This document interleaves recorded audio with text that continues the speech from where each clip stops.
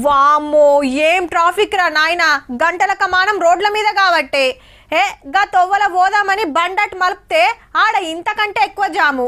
ముంగట ఆటో, వెనకాల కారు, పక్కకు బస్సు. కదలు రాదు, మెసలు రాదు. పొద్దుగాల 9 గంటలకెళ్ళి 12 గంటల దాకా, మళ్ళా మాపటీలి 6 గంటలకెళ్ళి 10 గంటల దాకా ఏ రూట్లో చూసినా ఇదే కథ. ఈ కాంచి గీ తొవ్వల పోయేటోళ్లకు కొంత తిప్పల తప్పినట్టేనబ్బా.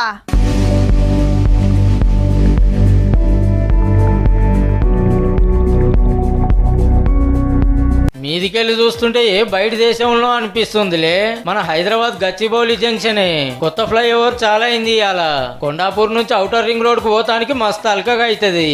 హైటెక్ సిటీ ఫైనాన్షియల్ డిస్ట్రిక్ట్ లకు మస్తు ఫాయిదా. హైదరాబాద్ గరీబుల కోసం దండలాడి కాలం చేసిన పీజేఆర్ పేరు పెట్టిండ్రు దీనికి. రాజీవ్ గాంధీ టెక్నాలజీ పార్క్ కింద ఇక్కడ హైటెక్ సిటీకి మొట్టమొదట పునాది రాయేసి ఆనాడు ప్రారంభోత్సవం జనార్దన్ రెడ్డి గారి నేతృత్వంలోనే పునాది రాయి పడ్డది. అట్లనే మంచి జాగా చూసి పీజేఆర్ విగ్రహం సుత పెడతామని మాటిచ్చిండు సీఎం రేవంత్ రెడ్డి సారు. సిటీలో కాలుష్యం తగ్గిస్తాం, చెరువులు పార్కులు కాపాడతామని కన్వెన్షన్ సెంటర్ ను హైడ్రా కూలగొట్టినాక ఏమైందో చెప్పిండు. నగర అభివృద్ధిలో నేను ఒక హీరోగా ముందుంటా, మీరు ఒక మంచి సంకల్పంతో ఈ రోజు ఆ చెరువును మీరు అభివృద్ధి చేస్తున్నారని చెప్పి 2 ఎకరాల స్థలాన్ని నాగార్జున గారు వాలంటీర్గా ముందుకు వచ్చి ఈ రోజు మనకు వారు హ్యాండ్ ఓవర్ చేయడం జరిగింది. గచ్చిబౌలి భూమి మీద కోట్ల కేసు నడుస్తుంది కదా, కోట్లాట ఎట్లనైనా గెలుస్తారట. ఆ స్థలాన్ని మళ్ళీ వెనక్కి తీసుకొచ్చి పెద్ద ఎత్తున ఐటీ కంపెనీలను అక్కడ ప్రారంభించడమే కాదు, లక్షలాది ఉద్యోగాలను కల్పించే ప్రయత్నము.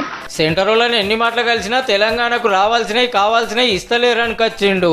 గుజరాత్ కు సబర్మతి రివర్ ఫ్రంట్ ఇచ్చిండు, ఢిల్లీకి యమునా రివర్ ఫ్రంట్ ఇచ్చిండు, ఉత్తరప్రదేశ్ కు గంగా నది రివర్ ఫ్రంట్ ఇచ్చిండు.